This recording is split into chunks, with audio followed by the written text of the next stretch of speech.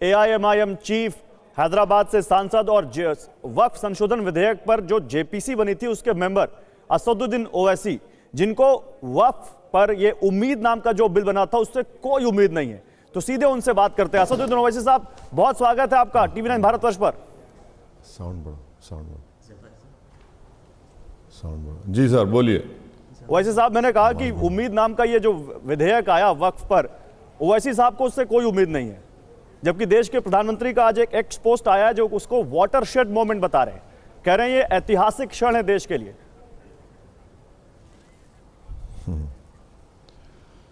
देखिए, बीजेपी के लिए ये उम्मीद इसलिए है क्योंकि वो भारत की सबसे बड़ी अक़लियत अल्पसंख्यक समाज मुसलमानों से उनकी मस्जिदें, दरगाहें, खानखाहें, ख़बरस्तान और जो इवैक्यू वक्फ प्रॉपर्टी से उसको छीन लेंगे, तो इसीलिए उनके लिए उम्मीद है वो।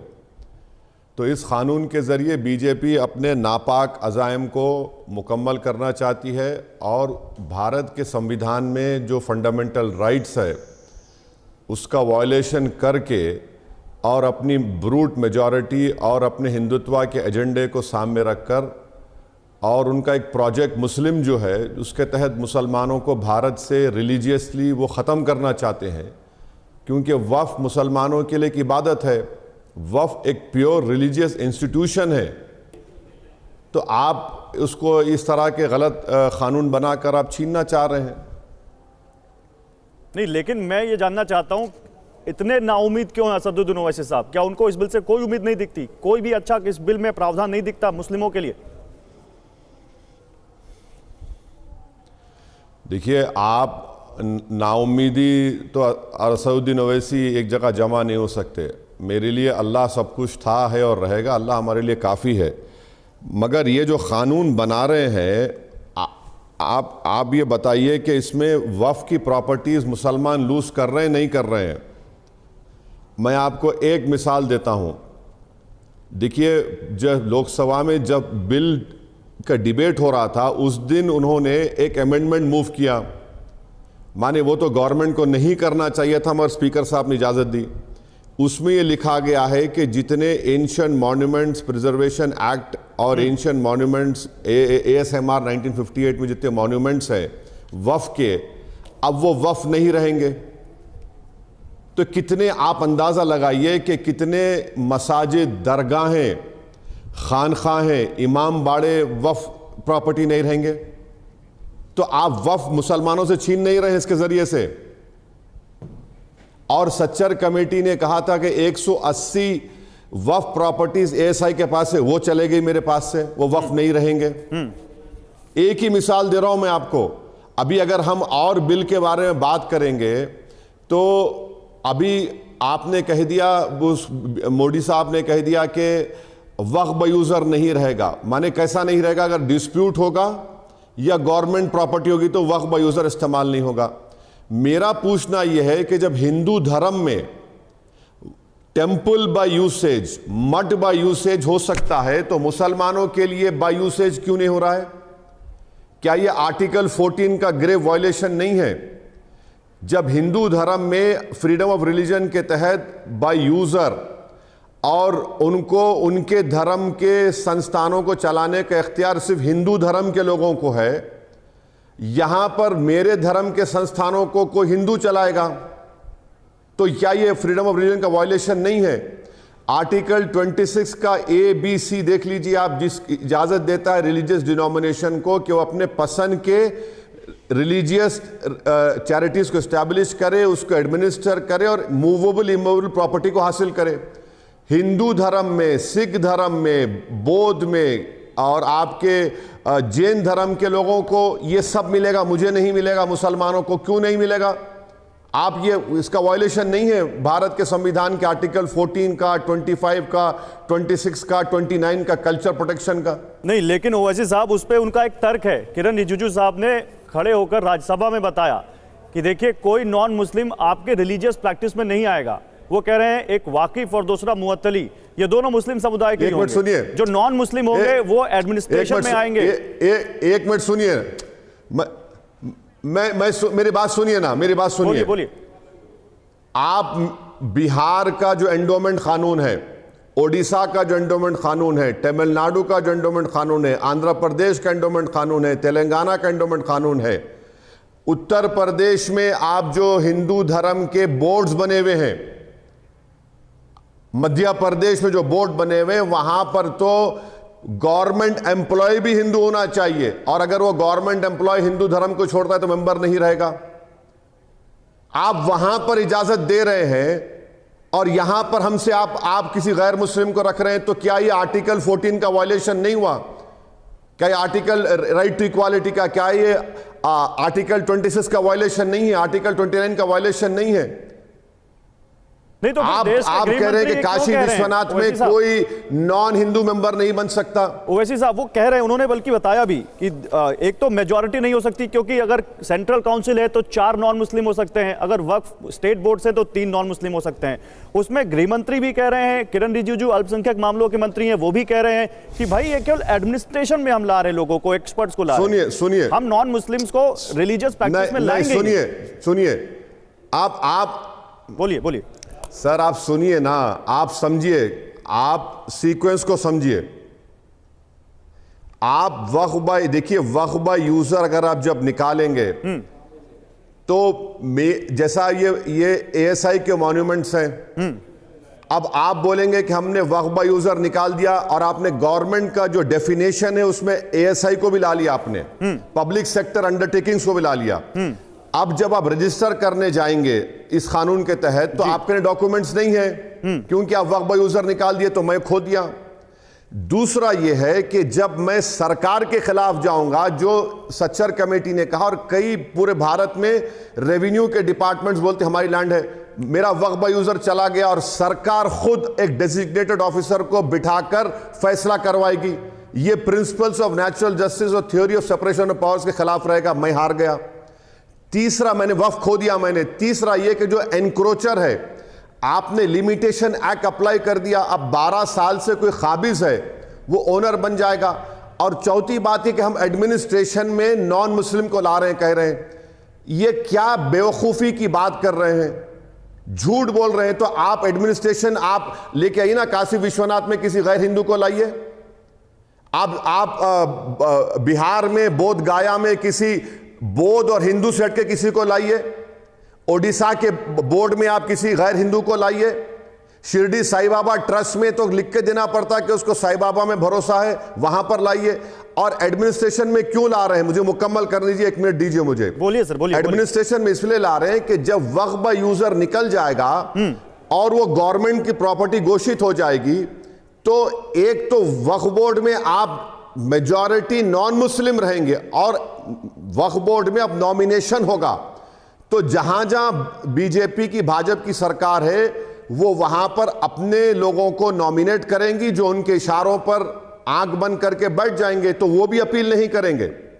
और तीसरी बात जो उन्होंने झूठ कही है, सेंट्रल वक्फ काउंसिल का एक्ट अभी आप खोलिए, अमेंडमेंट जो लाया गया है, उसमें 22 मेंबर्स होते हैं, जी हाँ, जिसमें से सिर्फ 10 मुसलमान हो सकते हैं और 11 नॉन मुस्लिम होंगे। तो मेजॉरिटी किसके पास चले गई?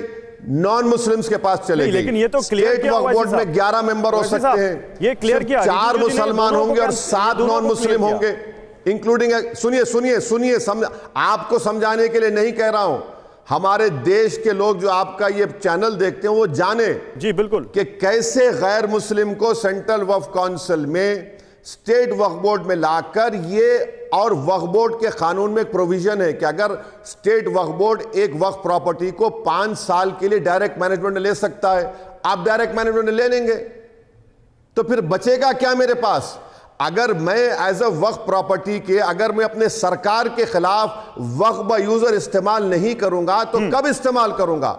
अच्छा, आखिरी बात, आप किसी हिंदू धर्म के एक बहुत बड़े लॉयर को बुलाकर बिठाकर पूछिए कि बीके मुखर्जी की किताब में, बीके मुखर्जी हिंदू धर्म के बहुत बड़े जूरिस्ट हैं, किसी भी कोर्ट में जाकर आप बीके मुखर्जी को कोर्ट करिए, अदालत मानता है। बीके मुखर्जी लिख रहे हैं कि हिंदू धर्म में बाय यूसेज, यानी जो वक्फ बाय यूजर निकाले वही प्रोविजन वो कह रहे हैं कि हिंदू धर्म में एक्सेप्टेबल है। बीके मुखर्जी बहुत बड़ा नाम है, और आप मुस्लिम धर्म में वक्फ बाय यूजर निकाल रहे हैं, क्यों निकाल रहे हैं? क्योंकि आपको दुश्मनी है मस्जिदों से, आपको दुश्मनी है दरगाहों से, खानखाओं से। और कल पार्लियामेंट में, लोकसभा में आपने 3D का आपने इंक्लूड करके अब जितने भी प्रोटेक्टेड एंशिएंट मॉन्यूमेंट्स उनका रजिस्ट्रेशन नहीं होगा, जिसमें मशहूर दरगाह है सलीम चिश्ती रहमतुल्लाह अलैह की। और वही सलीम चिश्ती दरगाह के अब जो मुतवल्ली हुए हैं वो इस वक्फ बोर्ड की सपोर्ट में थे, इस बिल की सपोर्ट में थे। अब उनकी प्रॉपर्टी वक्फ नहीं घोषित की जाएगी। तो ये तमाशा हो रहा है, ये धोखा हो रहा है भारत के मुसलमानों से।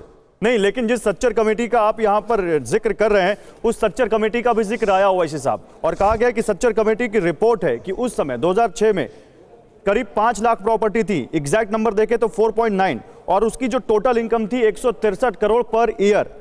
और उन्होंने कहा कि अगर इसको एफिशिएंटली मैनेज करते, इसलिए ये एफिशिएंसी बढ़ाई जा रही है, जो लोग लाए जा रहे हैं बाहर से जो एफिशिएंट हैं, तो ये 12,000 करोड़ की कमाई होती। और आज के मतलब उन्होंने कोई डिनोमिनेशन नहीं दिया, बोले अगर आज के समय में देखते तो ये कितना बड़ा अमाउंट होता, मार्केट रेट से आप समझ सकते हैं। तो इसलिए हम इसकी एफिशिएंसी बढ़ाना चाहते हैं।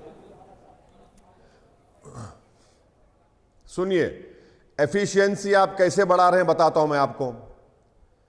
आप एफिशिएंसी के नाम पर वक्फ बोर्ड में आप इनएफिशिएंसी पैदा कर रहे हैं। कैसे पैदा कर रहे हैं सुन लीजिए आप। एक कौमी तरक्याती वक्फ स्कीम है गवर्नमेंट ऑफ इंडिया की, आप 10 साल का रिकॉर्ड मंगवा कर देख लीजिए उन्होंने कितने पैसे अलॉकेट किए जिससे वक्फ प्रॉपर्टीज का इनकम बढ़ा हो। मैं आपको एक मिसाल दे रहा हूं, 2022-23 में 17 करोड़ अलॉकेट हुए थे, सिर्फ 8 करोड़ रिलीज किए। उसमें कितने पैसे खर्चा हुआ? 1 करोड़ भी खर्चा नहीं हुआ उसमें। इस साल उसको 13 करोड़ करें, वो भी पैसा रिलीज नहीं करेंगे। आप कौन सा रेवेन्यू बढ़ाने की बात कर रहे हैं? 10 साल से आपकी सरकार है, आप ये स्कीम है, उसका इंप्लीमेंटेशन तो जीरो है, नंबर 1।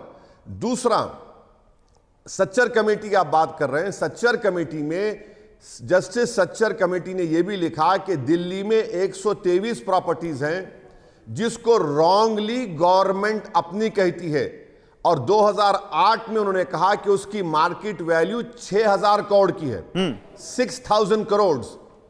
आज हम 2025 में तो कम से कम 12,000 करोड़ की होंगी। जब आप वक्फ यूजर निकाल दिए और आप लिमिटेशन एक्ट अप्लाई कर रहे हैं, और आप डेजिग्नेटेड ऑफिसर जो आपका होगा, जो प्रिंसिपल्स ऑफ नेचुरल जस्टिस के खिलाफ है कि आप अपने ही केस में जज नहीं हो सकते, आप अपने ही ऑफिसर को बिठाकर अपने नाम पे कर लेंगे। पार्लियामेंट के सामने जो मस्जिद है, वो मस्जिद भी गवर्नमेंट कहती हमारी है, तो कल डेजिग्नेटेड ऑफिसर बोलेगा कि हां ये मस्जिद गवर्नमेंट की प्रॉपर्टी, और मस्जिद आप बंद कर देंगे क्योंकि आप वक्फ यूजर निकाल दिए, क्योंकि आप अपना डेजिग्नेटेड ऑफिसर रखकर अपने हक में फैसला करवा लेंगे जो प्रिंसिपल्स ऑफ नेचुरल जस्टिस के खिलाफ है। आर्टिकल 14 और 15 का ग्रेव वायलेशन है। मुझे बताइए, ये धोखा मोदी सरकार दे रही है भारत के मुसलमानों को। अरे एक प्रोविजन बताओ जिससे वक्फ बोर्ड का फायदा हो रहा है। अरे वो तो बहुत बातें कह रहे हैं। वक्फ बोर्ड वो तो मैं बताता हूं वो क्या कह रहे हैं। वो कह रहे हैं इससे गरीब महिलाओं को फायदा होगा, मुस्लिमों को फायदा होगा, मुस्लिम बहनों को फायदा होगा, पसमानदा मुस्लिमों को फायदा होगा। और वो यहां तक कह रहे हैं कि ये जो वक्फ का जो मामला है ना, ये शराफत अली और शरारत खान के बीच का है, और हम शराफत अली के साथ खड़े, गरीब मुस्लिमों के साथ खड़े, और जो लोग विरोध कर रहे हैं वो शरारत खान के साथ खड़े, वो शरारत करना चाहते हैं। देखिए, proof of the pudding is in eating बोलते हैं ना, कहावत अंग्रेजी की। ना आपके पास अली नाम का कोई एमपी है, ना आपके पास खान नाम का कोई एमपी है, ना कोई मंत्री है, तो बेशर्मी की हद है। चुल्लू भर पानी में डूब मरना चाहिए शराफत अली और शरारत खान का नाम लेकर। तो इससे बात जाहिर हो गई कि आप शरीर किसको, खान को दिखा रहे हैं।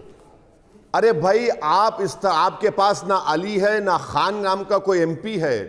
और रहा सवाल महिलाओं का, 1995 एक्ट में यह प्रोविजन है कि एटलीस्ट 2 यानी कम से कम 2 महिला मेंबर होनी चाहिए मुसलमानों की। आप इस अमेंडमेंट में क्या कर दिए? सिर्फ 2। आप 2 से ज्यादा को कम करके 2 कर दिए, तो कौन सा महिलाओं का फायदा कर रहे? हां, आप जब मुस्लिम महिला की बात कर रहे, तो क्या नरेंद्र मोदी बिल्किस बानो की आंख में आंख डाल के बात कर सकेंगे? क्या किरण रिजिजू बिल्किस बानो को बुलाकर उसका हाथ पकड़कर कह सकेंगे तुझसे इंसाफ नहीं हुआ? कौन सी मोहब्बत की बात कर रहे हैं? आपके पास ना मुस्लिम एमपी है, ना मुस्लिम मिनिस्टर है, और आप अली और खान की बात कर रहे हैं, झूठ बोल रहे हैं। कानून जो बनाया गया है वो अली को भी नुकसान पहुंचाएगा, खान को भी पहुंचाएगा और मुस्लिम महिलाओं को भी पहुंचाएगा। कैसे पहुंचाएगा? वक्फ और औलाद देखिए, वक्फ और औलाद में आपने प्रोविजन लगा दिया कि आप वक्फ और औलाद कर सकते हैं बशर्ते कि आप मुस्लिम महिलाओं का हक नहीं मारेंगे। बिल्कुल। मैं आपको एक मिसाल दे रहा हूं, आपको बड़ा तकलीफ होगी। प्राइम मिनिस्टर रिलीफ फंड है, प्राइम मिनिस्टर केयर्स है। अगर कोई भारत का नागरिक, चाहे हिंदू हो, मुसलमान हो, जैन हो, क्रिश्चियन हो, अगर वो कहेगा कि मैं प्रधानमंत्री के इस रिलीफ केयर्स में अपनी पूरी प्रॉपर्टी को देता हूं, तो क्या प्रधानमंत्री बोलेंगे कि नहीं बेटा मुझे अपनी बच्चियों का शेयर छोड़ के दे? और प्रॉपर्टी जो है आर्टिकल 300A के तहत आपका मेरा राइट है, मैं जिसको चाहूं करूं ना करूं। तीसरी बात यह है कि जब मैं अल्लाह के नाम पे वक्फ कर रहा हूं, भगवान अल्लाह के नाम पे दान कर रहा हूं, तो उसमें बेटा बेटी कहां से आ गए? और चौथी आखिरी बात यह है कि हिंदू धर्म में अगर आपकी सेल्फ एक्वायर्ड प्रॉपर्टी है, अगर आपके दो बेटा बेटी है, समझिए आप एक को पूरी प्रॉपर्टी दे सकते बाय विल पावर, और उस पर या उनको नहीं दे के अपने मोहल्ले में किसी एक को दे सकते, उस पर कोई आपत्ति नहीं है मोदी सरकार को। और मुस्लिम समाज में अगर मैं ऐसा करने जाता हूं, मैं नहीं कर सकता लीगली, मैं सिर्फ 1/3 दे सकता हूं अपनी एक औलाद को। कौन सा बताइए ना, हम आपको दलील बना पेश कर रहे हैं, कहां है? झूठ है ये सब। भारत के मुसलमानों को उनकी मजहबी इबादतगाहों को छीनने के लिए कानून बनाया गया है, हिंदू मुस्लिम दंगे करवाने के लिए करवाया गया है। आप ये जो कानून कल जो परसों ये 3D लेकर आए, अब संभल की मस्जिद वक्फ नहीं डिक्लेयर होगी। लिख लीजिए आप, हमारी बात लिख लीजिए। अब संभल की मस्जिद पोर्टल पर वक्फ नहीं होगी वो, क्योंकि आपने कह दिया कि अब ये 3D का कानून आपने ऐड कर दिया प्रोविजन में, तो संभल की मस्जिद अब वक्फ नहीं रहेगी, दरगाहें नहीं रहेंगी। अरे देखिए ना, किसी एक, अगर मैं गलत कह रहा हूं तो किसी एक लॉयर को, जो जेन्युइन लॉयर है, उसको बिठाकर पूछिए कि ओवैसी ने कहा ये सच है या झूठ है। अच्छा, आखिरी बात सुन लीजिए, मुसलमानों में शेड्यूल्ड ट्राइब हो सकते हैं, शेड्यूल्ड कास्ट नहीं हो सकते लीगली। आपने शेड्यूल्ड ट्राइब में कह दिया कि शेड्यूल्ड ट्राइब 5th शेड्यूल और 6th शेड्यूल में वक्फ नहीं होगा। तो लक्षद्वीप का एक मुसलमान एमपी है हमदुल्ला सईद, कांग्रेस का, तो क्या उससे आर्टिकल 25 से महरूम हो गया, फ्रीडम ऑफ रिलीजन से? आर्टिकल 26 के तहत वो अपनी मजहब के तहत रिलीजियस मैटर्स को नहीं खोल सकेगा। आर्टिकल 14 का उस पर लागू नहीं होगा, राइट टू इक्वालिटी। आर्टिकल 29 का कल्चर का राइट हमदुल्ला सईद पर नाफिज नहीं होगा। यह कानून बनाया गया है। नहीं ओवैसी साहब, लेकिन एक चीज मैं कहना चाहता हूं, आपने कहा कि आपको तकलीफ होगी, मुझे आपकी मिसाल से कोई तकलीफ नहीं हुई। मैं तो चाहता हूं ओवैसी साहब खुल के बोले। हाँ, लेकिन मुझे यह जरूर दिखता है कि ओवैसी साहब को इस वक्फ संशोधन विधेयक से थोड़ी सी तकलीफ हुई है। मैं ओवैसी साहब, लेकिन एक बात तो आप मानते होंगे ना कि भ्रांतियां हैं, और हमारी आपकी इस बातचीत से थोड़ी बहुत भ्रांतियां दूर हो जाए, ज्यादा अच्छा है। 1 मिनट जी। देखिए, तकलीफ मैं पर्सनली आपको अटैक नहीं कर रहा हूं, आपसे मुराद जो गवर्नमेंट है, जो आरएसएस है, उनसे कह रहा हूं। मुझे तकलीफ इस बात की हो रही है कि मैं एक भारत का अव्वल दर्जे का शहरी हूं। बिल्कुल। आप मुझे जलील और रुस्वा करने की कोशिश कर रहे हैं। आप मेरे ईमान पर, मेरी मस्जिद पर, मेरे वजूद पर, मेरी शनाख्त पर आप हमला कर रहे हैं। बल्कि मोदी सरकार ने, मैंने पार्लियामेंट में कहा कि आपने ऐलान जंग कर दिया मुझ पर। भाई आप ये बताइए, हिंदू धर्म में जब सब चीज आपके लिए हो सकती है तो मुस्लिम धर्म में क्यों नहीं हो सकती? जब एडमिनिस्ट्रेटर आपका हो सकता है, जब कोई गैर हिंदू आपको दान दे सकता है, और ये बात बताइए सर कि 5 साल आपको मुसलमान दिखाना पड़ेगा। अगर वो क्रिश्चियनिटी से हिंदू धर्म कबूल करेगा तो क्या वो उस 5 साल का प्रोविजन उस पर है? नहीं है। क्या ये राइट टू इक्वालिटी का वायलेशन नहीं है? और आप कौन होते, सरकार कौन होती कि मैं 5 साल प्रैक्टिस करूं? तो अगर फर्ज करिए किसी मुसलमान, कोई मुसलमान हो जाता है और उसको मॉब लिंचिंग करते हैं संघ परिवार के लोग, उसको बोलते हैं कि जेएसआर का नारा लगा दे। अगर वो जेएसआर का नारा लगा दे तो क्या मुसलमान नहीं रहेगा वो? क्या डेफिनेशन है प्रैक्टिस का? दाढ़ी होगी या नहीं होगी?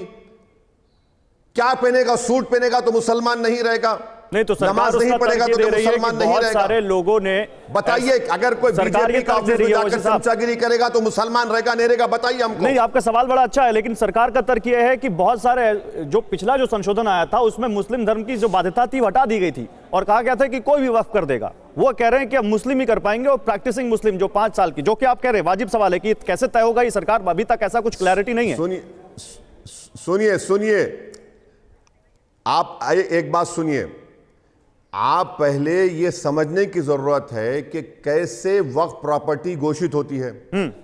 अगर मैं अपनी प्रॉपर्टी को वक्फ देना चाहता हूं तो मैं वक्फ बोर्ड को लेटर लिखता हूं, नंबर 1। सेकंड, मैं वक्फ बोर्ड लेटर लिखता है सर्वे कमिश्नर को, जो उन्होंने हटा दिया अभी सर्वे कमिश्नर को। सर्वे कमिश्नर कलेक्टर से ज्यादा सीनियर ऑफिसर होता है। वो सर्वे कमिश्नर उस लेटर को लिखता है चीफ सेक्रेटरी को कि ये ओवैसी साहब अपनी प्रॉपर्टी को वक्फ करना चाह रहे, तो उसको इजाजत मिलती है। सर्वे कमिश्नर सर्वे करने से पहले बोलता है कि भाई किसी को अगर ऑब्जेक्शन है तो आ जाइए। सर्वे के बाद सर्वे कमिश्नर सेटिस्फाई हो जाता है, वो चीफ सेक्रेटरी को लेटर लिखता है कि हाँ ये प्रॉपर्टी इनकी है। उसके बाद चीफ सेक्रेटरी एक गजीट नोटिफिकेशन इशू करती है स्टेट गवर्नमेंट की, वो होती है वक्फ प्रॉपर्टी। ऐसा नहीं है कि मैं दस्ती डाल दिया वहां पे जाके नमाज पढ़ लिया वक्फ हो गई, गजीट की बुनियाद पर वक्फ होता है। अब सेक्शन 40 उन्होंने निकालवा दिया। सर, सेक्शन 40 की तरह same provision Tamil Nadu Hindu endowment board में है, आंध्र प्रदेश हिंदू एंडोमेंट बोर्ड में है, और हमको एज अ वक्फ कमेटी में मिनिस्ट्री ऑफ माइनॉरिटी अफेयर्स ने लिख कर दिया कि 30 साल में सेक्शन 40 का इस्तेमाल सिर्फ 518 मरतबा हुआ और उन 518 केसेस में से सिर्फ 8 लोग कोर्ट को गए। तो आपने सेक्शन 40 को भी निकाल दिया।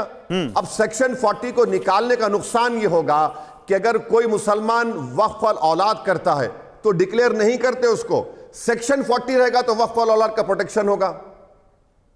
आप बताइए कौन सा सेक्शन आप कर रहे हैं? आप तो हर चीज छीनने के इरादे से कर रहे हैं। इसीलिए प्राइम मिनिस्टर नरेंद्र मोदी ने कहा वाटरशेड है ये, इनके हिंदुत्व आइडियोलॉजी के इंप्लीमेंटेशन के लिए, मोदी के लिए वाटरशेड है। जब प्राइम मिनिस्टर केयर्स फंड में ये नहीं पूछा जाता कि तुम अपनी जो पैसे दे रहे हो अपनी बच्चियों का शेयर मार के दे रहे हो या तुम पूरा दे रहे हो, वहां पर कोई रोक टोक नहीं। और मुझे आप कह रहे हैं कि जब मैं अल्लाह के नाम पर दे रहा हूं, आपने सेक्शन 40 का जिक्र किया है, सेक्शन 40 का जिक्र किया है, तो उसमें बेटा बेटी कहां से आ गए? ओवैसी साहब, आपने सेक्शन 40 का जिक्र किया, क्या सेक्शन 40 को आप सही मानते हैं? क्योंकि कोर्ट में कई मुस्लिमों ने याचिका डाल रखी हैं कि सेक्शन 40 सही नहीं है। उन्होंने करीब 15 याचिकाएं जो हैं मुस्लिमों की तरफ से हैं, जो कि कहते हैं कि भारत में मुस्लिम, सिख, जैन जैसे सभी अल्पसंख्यक धर्मार्थों के ट्रस्टों और ट्रस्टियों के लिए एक कानून होना चाहिए। वो कह रहे हैं अवैध तरीके से वक्फ, बहुत सारी चीजें हैं, जो मेंबर्स हैं अवैध तरीके से वक्फ की जमीन बेचते हैं उनको सजाओ। सेक्शन 40 के इस क्लॉज को क्या आप सही मानते हैं? एक मिनट, सुप्रीम कोर्ट का एक केस है जिसमें सुप्रीम कोर्ट ने सेक्शन 40 को अच्छा करार दिया। आप माइनॉरिटी मिनिस्ट्री ने हमको, आप वो जो रिपोर्ट है ना जो पार्लियामेंट में टेबल की, उसमें देखिए मिनिस्ट्री ऑफ माइनॉरिटी अफेयर्स ने लिख कर दिया कि 30 साल में 518 मरतबा सेक्शन 40 का इस्तेमाल हुआ 30 इयर्स में, और 518 केसेस में से सिर्फ 8 लोग उससे नाखुश होकर कोर्ट को गए। आप बताइए कितनी झूठ बोलेंगे? आपका मकसद वक्फ को बचाना नहीं, आपका मकसद यह कि मुसलमानों से इनकी इबादत को छीन लो। वक्फ मुसलमानों के लिए एक इबादत है, नमाज, रोजा, कुरान करीम की तिलावत से हटकर, अस्कार से हटकर ये एक इबादत है। और ये तमाम शिया सुन्नी को नुकसान पहुंचाएगा, सबको नुकसान पहुंचाएगा, कोई बचने वाला नहीं है। इमाम बाड़े खतरे में आ गए क्योंकि आपने लिख दिया 3D का जो कानून बनाया आपने। अब वो वक्फ में डिक्लेयर ही नहीं होंगे, ASI के मालिक हो जाएगा ASI उसका। नहीं, आप कह रहे हैं इमामबाड़े खतरे में आ गए, दरगाह मस्जिद खतरे में आ गई। कुछ केसेस हैं जहां पर ये बताते हैं कि वो वक्फ की वजह से कुछ हिंदुओं के गांव या मंदिर तक खतरे में आ गए। और ये क्या है, ये आप बताइएगा ओवैसी साहब। तमिलनाडु के तिरुचिरापल्ली जिले में एक गांव है तिरुचेंदुथुरई, यहाँ 1500 साल पुराना सुरेंद्रेश्वर मंदिर है। आप बताइए वहां पर वो सालों से मुस्लिमों के रहने का कोई, सुन लीजिए मेरी भी बात सुन लीजिए, फिर आप बोल दीजिएगा पूरी, मैं सवाल सुन लीजिए। वो कह रहे हैं कि वहां पर जब मैं जानता हूं सर, इस आपका टाइम बचा रहा हूं, मैं आपका टाइम बचा रहा हूं। अच्छा बता दीजिए, आप बता दीजिए। मैं जानता हूं, मैं आपका टाइम बचा रहा हूं। मैं उस कमेटी का मेंबर था। मैं उस आपसे मैं रिक्वेस्ट करूंगा कि वो जो रिपोर्ट पार्लियामेंट में टेबल की गई जॉइंट वर्किंग कमेटी, जो रिपोर्ट पार्लियामेंट में जॉइंट वर्किंग कमेटी ने टेबल की है, जब ये कमेटी तमिलनाडु गई थी, वहां पर पूरे मेंबर्स मुतमईन हुए बीजेपी के, क्योंकि तमिलनाडु सरकार ने आकर उसको क्लैरिफाई किया पूरा, वो मसला नहीं है अभी। क्यों झूठ बोलते हैं? अरे भाई रिपोर्ट पढ़ो ना। जब तमिलनाडु हम लोग गए, वहां पर तमिलनाडु की सरकार ने आकर पूरा क्लैरिटी लेकर आई। डीएमके के तमाम मेंबर्स, डी राजा, कनिमोझी, बालू, ये सब खड़े होकर बताए एक देखो ये सच्चाई ये है, जो आप बोल रहे हैं वो झूठ है। अब इस पे आप और क्या करेंगे? तो फिर उन लोगों को आप क्या कहेंगे? ओवैसी साहब ठीक है, ओवैसी साहब मैंने मान ली, हमको क्या करना, मैं मान गया आप जेपीसी के मेंबर थे, आपने क्लियर कर दिया। तो सामने है ना। पहली बात तो खुद सरकार ने जब ये लोकसभा में बिल पेश किया तो उनकी तरफ से ही मिसाल दी गई, और दूसरी बात उन लोगों को क्या कहेंगे जो कहते हैं कि संसद जो नई बनी है ये वक्फ की जमीन पर बनी है, या फिर वो जो कह देते हैं कि भाई कुंभ मेला जहां लगा वहां 55 बीघा जो जमीन थी वो वक्फ की जमीन थी, उनके पास भी तो कोई रिकॉर्ड नहीं है और ऐसे उन्होंने खुल के बयान दे दिया। क्या वो लोग वक्फ के बारे में, वक्फ की इमेज खराब करने में जिम्मेदार नहीं है? सुनिए,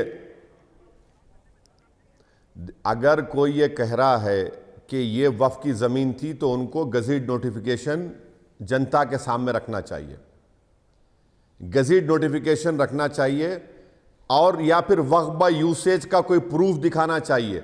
अच्छा, वक्फ बाय यूसेज को राम मंदिर के जजमेंट में सुप्रीम कोर्ट ने अपहेल्ड किया और कहा कि वक्फ बाय यूजर नॉन डिट्रोगेशन प्रिंसिपल का एक हिस्सा है। उन्होंने कहा एक बाज़ाब्ता कम से कम 2 या 3 पेजेस हैं जजमेंट में, और ये इलीगल एक्ट गवर्नमेंट ने किया कि सुप्रीम कोर्ट के जजमेंट को कंप्लीटली ओवरटर्न कर रहे हैं, ये भी इलीगल है।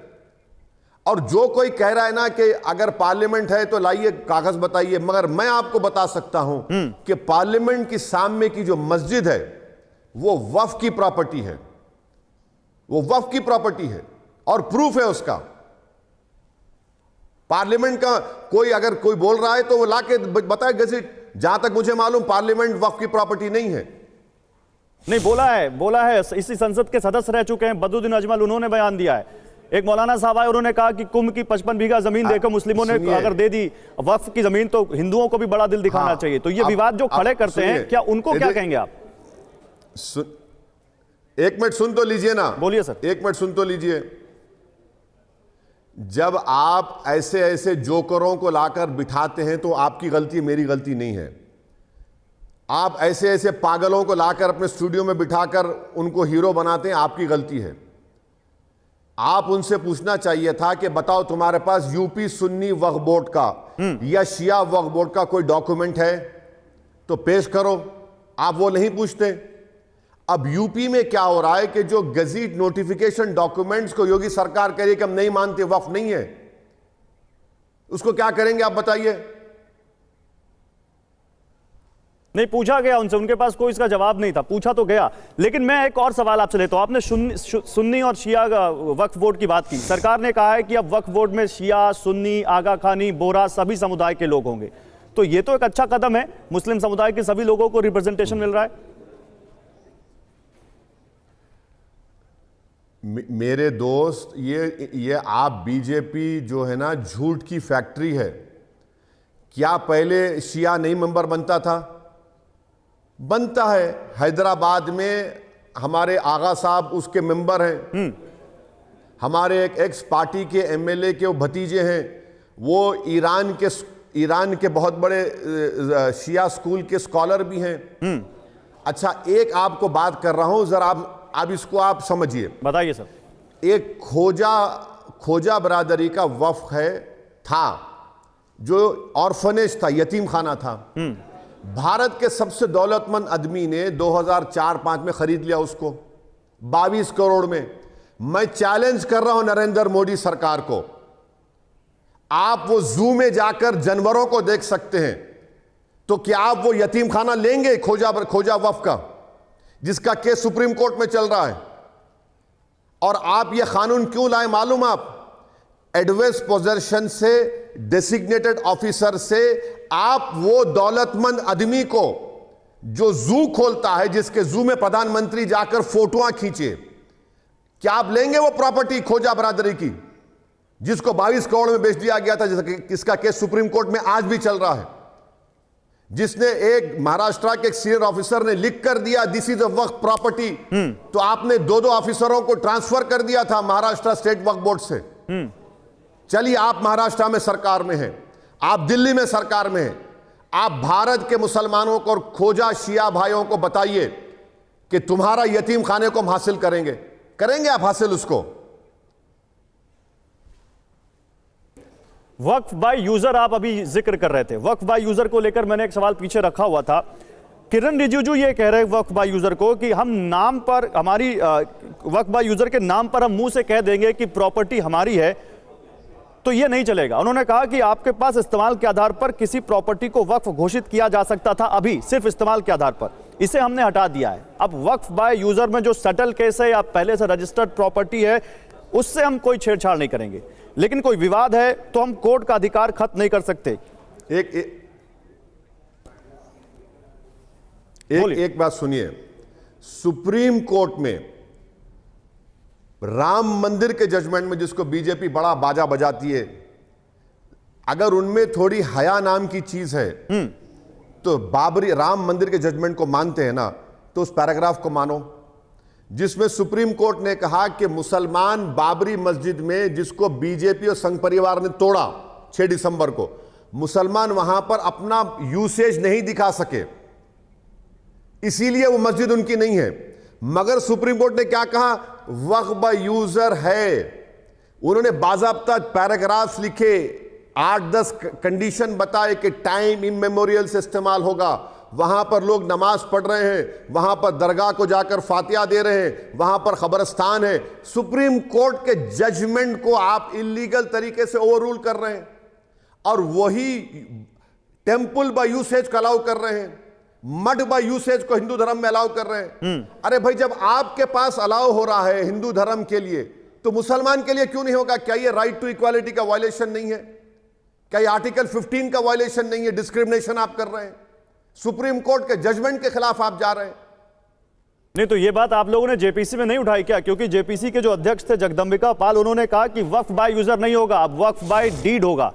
6 महीने में रजिस्टर कराइए और उसके बाद आपकी ये प्रॉपर्टी की डिटेल है हम ऑनलाइन करेंगे, सबको सार्वजनिक करेंगे। तो ये जब बात हो रही थी तब आपने उनसे नहीं कही ये बात?